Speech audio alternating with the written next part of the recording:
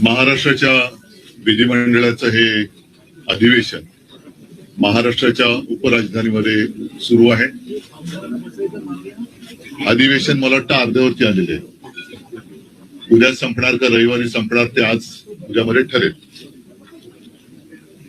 नागपूरमध्ये साधारणतः विधिमंडळाचं अधिवेशन हे विदर्भासाठी आणि साहजिकच आहे महाराष्ट्रासाठी घेतलं जातं. सोमवारपासून हे अधिवेशन सुरू झालं. आजपर्यंत म्हणजे आज गुरुवार आणि अधिवेशन तसं म्हटलं तुम्ही म्हटलं जे सांगितलं की मध्यवर्ती आले. विदर्भासाठी या अधिवेशनात नेमकं काय दिलं गेलं हा सुद्धा एक विषय नक्कीच या निमित्ताने उपस्थित केला गेला पाहिजे. हे वर्ष जे आहे फार विचित्र गेलं आपल्याला. महाराष्ट्रावरती कधी नव्हे एवढी मोठी आपत्ती ही अतिवृष्टीच्या रूपाने कोसळली. मी स्वतः मराठवाड्यामध्ये फिरलो. विदर्भातले आमचे आमदार आणि सगळे शिवसैनिक तसं महाराष्ट्रभरच अतिवृष्टीने हाहाकार माजवला. शेतकऱ्यांची घरं दारं, विद्यार्थ्यांची पुस्तकं आणि विशेष म्हणजे पिकं तर सोडून गेलीच, पण अनेक ठिकाणी माझ्यासोबत आपण देखील होतात. शेत जमीनच वाहून गेलेली आहे. आणि मग त्याच्यानंतर मुख्यमंत्र्यांनी एक भलं मोठं पॅकेज असं एक गोंड शब्द देऊन एक रक्कम घोषित केली. त्या पॅकेजचं पुढे काय झालं तर त्या पॅकेजचं पण ठिबक सिंचन झालंय हे कळायला काय मार्ग नाहीये. एकूणच या अधिवेशनाच्या निमित्ताने असतं की एक पद्धत आहे. पहिला अर्थसंकल्प येतो, मग मागण्या, पुरवण्या मागण्या, मग त्याच्यात आणखीनच्या मागण्या, 75,000 कोटीच्या मागण्या कुठून आणणार, कोणाला देणार, राज्यावरती 9 लाख कोटींचं कर्ज आहे. या सगळ्या गोष्टी आपण बघतो आहोत. पण एक मुद्दा मला या अधिवेशनाच्या निमित्ताने उपस्थित करायचा आहे. तो म्हणजे गेल्या महिन्याच्या अखेरीस देशाचे जे मंत्री आहेत, कृषी मंत्री शिवराज सिंग चौहान, त्यांनी सांगितलं की महाराष्ट्राकडून आपत्तीग्रस्तांच्या मदतीसाठी कोणताही प्रस्ताव अद्याप आलेला नाही. आणि हे राज्य सरकारचं बिंग त्यांनी फोडल्यानंतर घाईघाईने शेवटच्या आठवड्यात एक प्रस्ताव केंद्राकडे पाठवला असं जाहीर करण्यात आलं. आम्हाला आता जाणून घ्यायचंय की हा नेमका प्रस्ताव काय गेलेला आहे, किती रकमेचा गेलेला आहे, त्यातून कोणाला मदत होणार आहे. राज्य सरकारला मी पण आहेच विधिमंडळामध्ये, आपण भाग पडलं पाहिजे की हा राज्याच्या मदतीसाठी जर का आपण प्रस्ताव पाठवला असेल तर तो पटलावरती ठेवला गेला पाहिजे. राज्यातल्या जनतेचा, शेतकऱ्यांचा हा अधिकार आहे की मायबाप केंद्र सरकार आमच्यावरती दया दाखवणार आहे की नाही, आणि ते दया दाखवण्याच्या आधी राज्य सरकार हे नेमकं कसं तिथून मदत आणणार आहे. कारण डबल इंजिन सरकार आहे, त्याच्यामुळे 2 इंजिनचं सरकार एका इंजिनकडनं दुसऱ्या इंजिनाकडे, दुसऱ्या इंजिनाकडून परत पहिल्या इंजिनाकडे अशी नुसती ढकलपंची करणारे का खरोखर ही मदत पाठवणारे. आणि ती मदत तुमचं केवायसी बीवायसी सगळं करणं, आता या सगळ्या मदती त्या खातरजमा करण्यामध्ये अडकलेल्या आहेत. म्हणजे पीक विम्याची सुद्धा तुम्हाला कल्पना आहे की ती जी काय मदत व्हायला पाहिजे ती मदत करण्याचे ते जे ट्रिगर होते तेच काढून घेतले गेले. त्याच्यामुळे मदतीची थट्टा झालेली आहे. 1 रुपयाचा पीक विमा, 6 रुपयाचा पीक विमा, 21 रुपये असे चेक आलेले आहेत. मग हे जी शेतकऱ्याची थट्टा करणाऱ्या कंपन्या आहेत त्याच्यावरती सरकार कारवाई करणार आहे का, आणि असे अनेक प्रश्न आहेत. या प्रश्नांच्या निमित्ताने हे अधिवेशन जे सुरू आहे त्याच्यामध्ये सरकारकडनं जनतेला उत्तरे मिळाली पाहिजेत. कारण प्रश्न विचारले जातात, व्यथा मांडल्या जातात, राज्याच्या किंवा जनतेची गाऱ्हाणी इकडे मांडली जातात, पण नुसती वेळ मारून नेली जाते. हा आतापर्यंतचा अनुभव आहे. त्याच्यामुळे या अधिवेशनात याच्यावरती काय उत्तर मिळते आणि कार्यवाही दोन्ही काय होणार आहे त्याच्याकडे सगळ्यांचं लक्ष आहे. आणखीन अनेक विषय आहेत, पण पहिलं आपण जर काही प्रश्न असतील तर विचार, मी त्याच्यावरती बोलतो.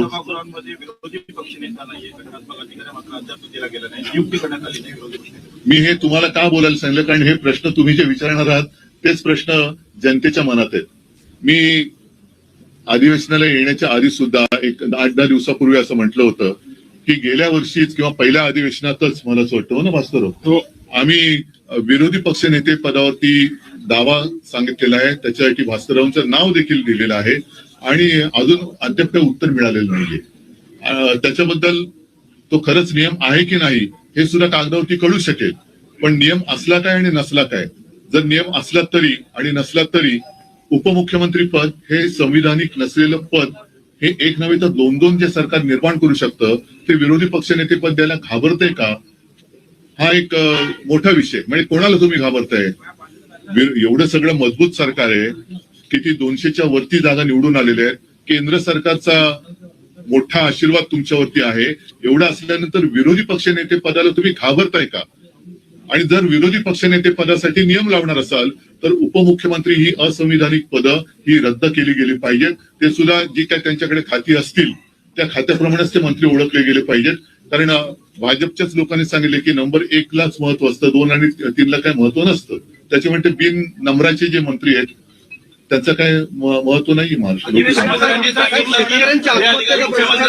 विधानसभा अध्यक्षांची आहेत, विरोधी पक्षनेता नियुक्ती एकमेकांवर ढकलण्याचा प्रयत्न नेहमी होतो. तर मग नाही भेटण्यापेक्षा हे भेटण्याची काय लोकशाहीतली मांडणी आहे, लोकशाहीतली मांडणी आहे.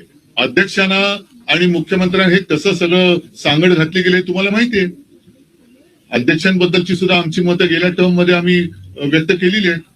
त्याच्यामुळे ही ढकलपंची करताना मग मुख्यमंत्र्यांनी विचारलं पाहिजे, लोकशाहीचा महत्वाचा घटक आहे, राज्याचे प्रमुख आहेत, की का तुम्ही अजून करत नाही? आम्ही तर पत्र दिलेलं आहे. शेतकऱ्यांच्या आत्महत्येचा प्रश्न गहन आहे. गेल्या 6 महिन्यामध्ये जवळपास 780 शेतकऱ्यांनी आत्महत्या केलेली आहे. विदर्भ आणि मराठवाड्यात त्यांचा आकडा अजूनही जास्त आहे. त्याच्याकडे कोणाचं लक्ष आहे? कारण सरकार अख्खच्या अख्ख प्रचारामध्ये गुंतलेलं आहे. हेलिकॉप्टर सुटतायत, बॅगा भरभरून आनंदाचा सीधा जातोय. या सगळ्या प्रचारात म्हणजे आता सुद्धा अधिवेशन आटपून ताबडतोब प्रचाराला लागतील. अधिवेशन संपल्यानंतर लगोलग दुसऱ्या निवडणुकीची आचारसंहिता लागेल. म्हणजे निवडणुका मागून निवडणुका हा सगळा खेळ. आणि गेल्या वेळेची ही आता जी निवडणूक आहे अजून त्याचा निकाल लागायचा आहे. मला नाही वाटत अशी निवडणूक यापूर्वी महाराष्ट्र राज्याने अनुभवली होती. पूर्वी आपण इतर राज्यांच्या निवडणुकांची उदाहरणं द्यायचो की बघा तिकडे कशी गुंडागर्दी सुरू आहे, कसे बंदुका काढल्या जात आहेत, बूथ कॅप्चरिंग कसं केलं जातंय, पैशाचं वाटप कसं केलं जातोय. हे सगळं आपल्या महाराष्ट्रामध्ये ज्यांची उदाहरणं देत होतो त्या राज्यात आता आपल्या महाराष्ट्राचं उदाहरण दिलं जात असेल की बघा तिकडे कशी बेबंदीशाही सुरू आहे. म्हणजे कोणाचं पायपोस कोणात राहिलेलं नाहीये. मित्र म्हणताना एकमेकावरती धाडी टाकतायत, एकमेकाचे पैसे उघडकीस आणतायत. रोज कोणत्या ना कोणत्या तरी मंत्र्याचे भ्रष्टाचार अगदी पुराव्यानिशी बाहेर येत आहेत, त्यांच्या फिल्म बाहेर येत आहेत, पैशाच्या थप्प्या बाहेर येत आहेत. तरी सुद्धा मुख्यमंत्री हिंब आहेत. म्हणजे मुख्यमंत्र्यांनी अजून एक खातं निर्माण केलं पाहिजे आणि त्याचं नाव पांघरुण मंत्री असं ठेवायला पाहिजे. म्हणजे जे बाकीचे जे मंत्री आहेत ते हातपाय पांघरुण बघून हातपाय तरी पसरतील आणि मुख्यमंत्री बसलेत पांघरुण घालायला. त्याच्यामुळे इतर खात्या माझ्या सूचना तर जाऊ दे ना, इतर खात्याच्या बरोबरीने मुख्यमंत्र्यांनी पांघरुण खातं हे तयार करावं आणि स्वतः त्याचं चार्ज घ्यावा. कारण त्यांच्याकडे म्हणजे मला मुख्यमंत्र्यांची दया होते की कोण होतास तू, काय झालास तू, एवढ्या सगळ्या भ्रष्टाचाराने जवळ घेतलंस तू, स्वतःच्या पांघरुणात घेतलंस तू, काय होतास तू, काय झालंस तू, भ्रष्टाचारानं पांघरुणात घेतलंस तू. कसं म्हणजे ही महाराष्ट्राची संस्कृती नाहीये. जसं इथे राज्य विधिमंडळाचं अधिवेशन सुरू आहे तसं संसदेतही अधिवेशन सुरू आहे आणि तिथे भाषणात अमित शहानी आणि तुमच्यावर आणि तुमच्या पक्षावर टीका केलेली आहे. जो न्यायमूर्तींविरोधात महाभियोग चालवला जातो आहे, जो प्रस्ताव विरोधी पक्षाकडून दिला गेलाय त्यात तुमच्या पक्षाच्या नेत्यांनी काय विषय काय, तो जो मदुराईचा प्रश्न आहे, जो गृहमंत्र्यांना आहे, मला वाटतं तो एक जरा एक मिनिट. अमित शहाचं विधान आहे की उद्धवजींच्या पक्षाने आणि उद्धवजींनी या प्रस्तावावर सही करावी. नाही पण काय म्हणून सही करू नये असं त्यांना वाटतं? कोणत्या विषयावर? नहीं मामला समझ में आ गया, लेकिन वो क्या कहना, अरे भाई कहना क्या चाहते हो? हिंदुत्वाचा ना मग असं बोला ना. आता अमित शाह फार मोठे हिंदुत्ववादी आहेत आणि त्यांचा एक फोटो कोणीतरी ट्विट केलेला आहे. कारण हिंदुत्व मला अमित शहाने शिकवण्याची गरज नाहीये आणि भाजपाने तर अजिबात नाही आणि संघाने पण नाही. तूर्त काय झालेलं आहे की गेले 2-3 दिवस लोकसभेच्या म्हणजे संसदेच्या अधिवेशनामध्ये वंदे मातरम या विषयावरती चर्चा किंवा बहस, एखाद्या राष्ट्रात राष्ट्रगीतावरनं बहस कशी काय होऊ शकते आणि इतक्या वर्षानंतर ह्यांना अचानक वंदे मातरम का आठवलं? आपला देश त्या वंदे मातरमला 150 वर्ष झाली आणि भाजपचं वंदे मातरम हे फक्त वन डे मातरम आहे, एका दिवसासाठी आहे वन डे मातरम. कारण बाकीच्या वेळेला त्यांना त्याची काही पडलेली नाहीये. भारतात काय चाललेलं आहे, वंदे मातरम म्हणताना माझी माता किती दुःखात आहे याच्याकडे त्यांचं लक्ष नाही. पण हिंदुत्वावरनं आम्हाला अमित शहा जे विचारतायत त्या अमित शहाना मला प्रश्न विचारायचा तुमच्या सगळ्यांच्या माध्यमातून की तुमच्या मंत्रिमंडळात गोमांस खाणारे मंत्री आहेत आणि ते सांगतात की मी गोमांस खातो, कोण मला अडवते बघतो. आणि एवढंच नाहीये तर हा एक फोटो आहे 9 डिसेंबरचा, तो ते जे मंत्री आहेत मी गोमांस खातो कोण मला अडवते, त्यांचं नाव आहे किरण रिजिजू. त्यांच्या बरोबर अमित शहा जेवतायत. आता त्यांच्या थाळीत आणि यांच्या थाळीत काय आहे मला माहिती नाही. पण अमित शहाना जर हिंमत असेल, माझ्या हिंदुत्वावरती त्यांना शंका घ्यायची असेल तर पहिलं रिजिजूना त्यांनी मंत्रिमंडळातून काढलं पाहिजे. कारण रिजिजू गोमांस खातात ते स्वतः ते बोललेले आहेत. त्याच्यानंतर आणखीन एक मुद्दा तुम्हाला सांगतो, तो म्हणजे गेल्या काही दिवसात दिल्लीमध्येच संघाच्या कार्यालयासाठी प्राचीन मंदिर पाडलं. ही एक बातमी जोरात चालली. मी त्याच्यावरती काही भाष्य केलं नव्हतं, पण अमित शहाना मला विचारायचंय की हे मंदिर पाडताना संघाच्या कार्यालयासाठी तुम्ही मंदिर पाडून तिकडे संघाचं कार्यालय उभारताय. आणि त्याच्याही पलीकडे आणखीन सांगतो, ही सुद्धा गेल्या महिन्यातली एक गोष्ट आहे की मी मुख्यमंत्री असताना जणू काय म्हणजे काय संपूर्ण ती जी घटना घडली त्याला जबाबदार सरकारच आहे अशा पद्धतीने आकाश पाताळ एक केलं गेलं होतं. तो ते प्रकरण म्हणजे पालघरमध्ये घडलेलं साधू हत्याकांडावरनं त्यांनी काही हे सोडले नाही उद्धव ठाकरेंना आणि आमच्या सरकारला बदनाम करायची. त्या साधू हत्याकांडातील संबंधित अशा व्यक्तीला भाजपात घेताना तुमचं हिंदुत्व काय मेलं होतं? लाज वाटली पाहिजे अमित शहाना की त्यांनी माझ्या हिंदुत्वावरती शंका व्यक्त करताना त्यांच्या बुडाखाली जे काही हिंदुत्व आहे ते पहिलं बघायचं आणि मग त्यांनी माझ्यावरती आरोप केले पाहिजेत. या न्यायमूर्तींवरती ज्या काही गोष्टी आहेत ती एका केसमुळे नाहीये. त्यांची आतापर्यंतची जी काही वादग्रस्त वाटचाल आहे त्याच्यावरती काही न्यायमूर्तीने आणि काही माजी न्यायमूर्तींनी सुद्धा आक्षेप घेतलेले आहेत. हा सगळा प्रकार एकत्र केल्यानंतर एका केसवर नाही झालेलं नाहीये. आणि कधीही कुठल्याही बाबतीत म्हणजे त्या मंदिराच्या आवारात दिवा लावण्यावरून हा जो काही वाद आहे, मंदिराच्या आवारात दिवा लावला गेलाच पाहिजे, तिकडे रोषणाई, तिकडे हिंदू सण साजरे झालेच पाहिजे, उत्सव साजरे झालेच पाहिजेत, या मताचा मी आहे, माझी शिवसेना आहे. आणि हिंदुत्वावरनं अमित शहानी शिकू नये. कारण परत एकदा सांगतो की वंदे मातरम ही चर्चा त्यांनी मला असं वाटतं की संघाचे कपडे उतरवण्यासाठी घेतली की काय. कारण त्याच्यावरनं बऱ्याच काही गोष्टी आता बाहेर आल्या. अगदी ते ज्यांना देव मानतात त्या श्यामाप्रसाद मुखर्जींचे सुद्धा मुस्लिम लीग बरोबरचे काय साटलोट होतं आणि स्वातंत्र्य चळवळीमध्ये त्यांनी चले जावला कसा विरोध केला होता. फजलुल हक बरोबर बंगालच्या सरकारमध्ये ह्यांचे देव, त्यांचे देव माझे नाहीत, श्यामाप्रसाद मुखर्जी हे देशप्रेम बाजूला ठेवून कसे सामील झाले होते हे सगळं आता आलेलं आहे. आणि 3 ठिकाणी तिकडे त्यांनी मला वाटतं मुस्लिम लीग बरोबर सरकार स्थापन केली होती. आणि हे यांचे स्थापन करते यांचे सिंध सेंट्रल प्रोव्हिन्स आणि 3 हे यांचे राजकारणातले जन्मदाते आणि ते आम्हाला हिंदुत्व शिकवायचं. त्याच्यामुळे अमित शहानी मला हिंदुत्व शिकायच्या भानगडीत पडू नये. कारण जर का आणखीन काही गोष्टी काढल्या तर बऱ्याच गोष्टी त्यांच्या बाहेर येतील. अगदी जिनांच्या थडग्यावरती कोणी जाऊन डोकं टेकलं होतं पासून बऱ्याच गोष्टी बाहेर येतील. नवाज शरीफचा केक कोणी खाल्ला होता इथपासून बऱ्याच गोष्टी बाहेर येतील. अगदी देशाबरोबर अतिरेकी कारवाया करणाऱ्या पाकिस्तान बरोबर त्यांचा पोरगा क्रिकेट खेळतोय तेव्हा ह्यांचं हिंदुत्व कुठे जातं, कोणत्या टोपीखाली धरतं. अमित शहानी जर जय शाह त्यांचं ऐकत नसेल आणि त्याला हिंदुत्व मान्य नसेल तर तसं सांगायचं की मी हिंदुत्ववादी आहे पण जय शाह हिंदुत्ववादी नाही, तो पाकिस्तान बरोबर क्रिकेट खेळतोय. मग त्याला एकतर त्या क्रिकेट कंट्रोल बोर्डाचा राजीनामा द्यायला लावा, नाहीतर हिंदुत्व तरी स्वीकारा नाही तर हे तरी स्वीकारा. त्यावेळेला मुख्यमंत्र्यांनी असं म्हटलं सत्ताधारी सगळ्या आमदारांना की लाडकी बहीण योजनेचा यापुढे उल्लेख करू नका, जर केला तर घरात बसावं लागेल. लाडक्या बहीण या योजनेचा मी उल्लेख करणारच. कारण निवडणूक लढवताना जे वचन त्यांनी जो एक थाप त्यांनी शेतकऱ्यांना मारली होती कर्जमुक्तीची तीच माझ्या बहिणीनं सुद्धा मारलेली आहे. 2100 रुपये कधी करणार 1500चे हा विषय मी काढणारच. आणि देवेंद्र फडणवीसांनी जर त्यांच्यामध्ये हिंमत असेल तर ह्या अधिवेशनात येत्या महिन्यापासून किंवा पुढच्या महिन्यापासून नवीन वर्षापासून माझ्या महाराष्ट्रातल्या बहिणींना 2100 रुपये दर महिन्याला त्यांनी एक काय भाऊबीज म्हणा वर्षभराची ती सुरू करावी. मी 2100 रुपये कधी देणार हा प्रश्न त्यांना विचारणार आणि जर देवेंद्र फडणवीसांनी 2100 रुपये नाही दिले तर त्यांना घरी बसावं लागेल. उद्धवजी परत त्याच विषयावर आहे. तुम्ही म्हणालात की त्या मंदिरात दीप लावला गेला पाहिजे, तर आता जी प्रस्तावावर तुमच्या नेत्यांनी सही केली आहे त्या प्रस्तावाचा तुम्ही पाठिंबा काढून घेणार का? नाही, मी तुम्हाला म्हटलं तसं की एका निर्णयापुरता हा विषय नाहीये. एका निर्णयावरनं असं इम्पिचमेंट वगैरे नाही कोणी आणत नाहीये. एकूणच त्यांची जी काही वाटचाल आहे हिंदुत्वाच्या गुलाम्याखालनं त्यांनी पक्षीय अजेंडावर एकटा कामा नये. याचं कारण असं की महाराष्ट्रामध्ये सुद्धा त्यांच्या प्रवक्त्यांना न्यायमूर्ती म्हणून नेमलं गेलेलं आहे. कसं पाहता आपण याकडे? असा प्रश्न मी तुम्हाला विचारला तर काय उत्तर आहे तुमच्याकडे? जर तुमच्या पक्षाचे प्रवक्ते न्यायमूर्ती म्हणून तुम्ही नेमत असाल तर आम्ही तुमच्याकडनं कोणत्या न्यायाची अपेक्षा करायची? आज शिवसेनेच्या केसबाबत 4 वर्ष झाली आम्ही खेटे घालतोय. काय एक सरन्यायाधीश होऊन गेले, पुढचे कोण? आता सुद्धा अरे आता पुढचा कोण येणार आहे, त्याच्या पुढे कोण येणार आहे, एवढंच आम्ही करत बसायचं? नाही, पण उद्धवजी नाही, मला अमित याच्याबद्दल शहाचा तो व्हिडिओ मुख्यमंत्री देवेंद्र फडणवीस यांनी ट्विट केला.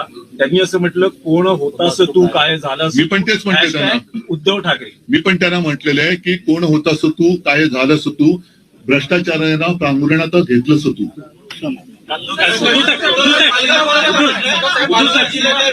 परिषदेमध्ये गुजरात राज्याने घुसखोरी केलेली सीमावाद तिथे देखील शिकायला गुजरात महाराष्ट्र सीमावाद हा अमित शहाचं मी जे बोललो ना अॅनाकोंडा, हा अॅनाकोंडा आता मुंबई गिळायच्या दिशेने वाटचाल करायला लागलेला आहे आणि त्यांनी एक पाऊल पुढे टाकून माझ्या महाराष्ट्राच्या राज्यातल्या गावांवरती जसं अरुणाचलवरती चीन हक्क सांगतोय तसं गुजरात हा माझ्या महाराष्ट्राच्या खेड्यांवरती हक्क सांगतोय. आता हे कोण झालाचं काय झालाचं वगैरे जे काय आहे ना, आता यांना विचारा तुमच्या किंमत आहे का तिकडे जाऊन उभं राहायची तुमच्या अमित शहाविरुद्ध? हे मुंबईत आणि महाराष्ट्रात राहणाऱ्या गुजरातचे जो समाज आहे ज्यांचं आणि आमचं काही भांडण नाही प्रकार आणि एका बाजूने महाराष्ट्र गिळण्याचा प्रकार हे सुरू झालेला आहे. मुंबईतले अनेक उद्योगधंदे यांनी गुजरातला नेले, महाराष्ट्रातले नेले आणि त्याचबरोबरीने आता हे मुंबई बळकावण्याच्या दिशेने वाटचाल करायला लागलेले आहेत. आम्ही तर हा प्रयत्न हाणून पाडल्याशिवाय राहणार नाही. सरकार काय करेल न करेल आम्हाला तशी काय पडलेली नाहीये आणि या सरकारकडनं धाडसाची तर काय आम्हाला अपेक्षा नाही.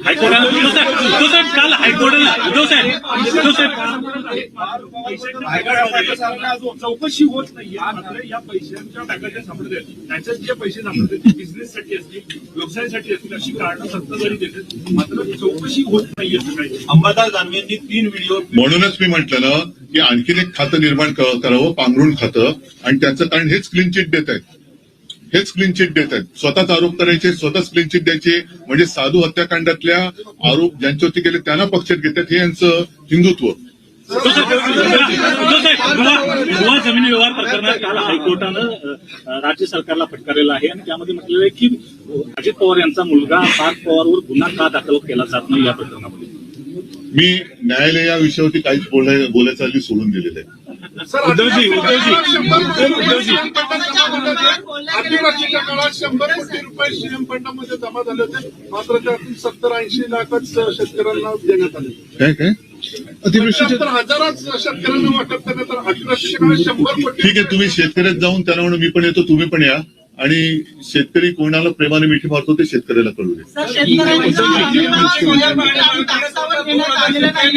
या अधिवेशनामध्ये कुठलंही डिक्लेअर केलं नाही. सोयाबीन आणि कापसाला भाव शेतकऱ्यांना हे देण्यात येत नाही असंही त्यांनी म्हणजे बोललेलं नाही. या एवढ्या मोठ्या अधिवेशनामध्ये मी तोच अधिवेशन होते. आणि दुसरं महागाई आणि बेरोजगारी भरपूर आहे. ते महागाई सुद्धा वाढत झाली, बेरोजगार आहेतच. तर यावर आपलं काय? याच विषयावरती त्यांना चर्चा टाळायची आणि म्हणून ते वेडेवाकडे आरोप करतायत की जेणेकरून तुमच्या सगळ्यांची म्हणजे आपल्या सगळ्यांची दिशाभूल व्हावी आणि कुठेतरी धार्मिक तेढ निर्माण करायची. म्हणजे तुम्ही भांडत राहा, आम्ही आमचं राज्य करत राहतो. आम्ही आमचं जे काय आहे भ्रष्टाचार सुरू आहे, शांत बसा भ्रष्टाचार सुरू आहे, असं नवीन नाटक ते लिहितील आता. एका ठिकाणी सरकार असं म्हणतंय की आम्ही शेतकऱ्यांना कोट्यावधीची मदत करतोय, पण काही अशी लेखी उत्तरामध्ये सरकारने स्वतः उत्तर दिलेले आहेत की अनेक योजनांचे पैसे जे आहेत ते ई-केवायसी मुळे रखडलेले आहेत. मी तोच विषय घेतला ना. म्हणजे आता मधल्या काळात मी वाचलं कुठेतरी की मागे 2017 साली यांनी ज्या अनेक अशी नियमांची जंत्री करून शेतकऱ्याला कर्जमाफी एक उपकारासारखी जाहीर केली होती. त्याच्यात पात्र ठरलेल्या शेतकऱ्यांना लाभ मिळाला नाही त्याची माहिती, मग शेतकऱ्यांची माहिती गोळा करण्याचं हे काम सरकार करते आहे असं मला वाटतं कृषी मंत्री म्हणाले आपले. मला या सगळ्या मंत्र्यांना प्रश्न विचारायचे की तुम्ही स्वतःला शेतकऱ्याची मुलं समजता, मग बापाची चौकशी कशी करू शकता? बापाची चौकशी करता, शेतकऱ्याची मुलं आहात ना. मी याच सभागृहामध्ये शेतकऱ्यांची कर्जमुक्ती करून दाखवली होती आणि ती मी अंमलात आणून दाखवली होती. मी कोणती चौकशी केली नव्हती, कोणत्याही अटीतटीचा सामना शेतकऱ्याला करायला लावला नव्हता आणि मी कोणी न मागता कर्जमुक्ती करून दाखवली होती. सगळ्या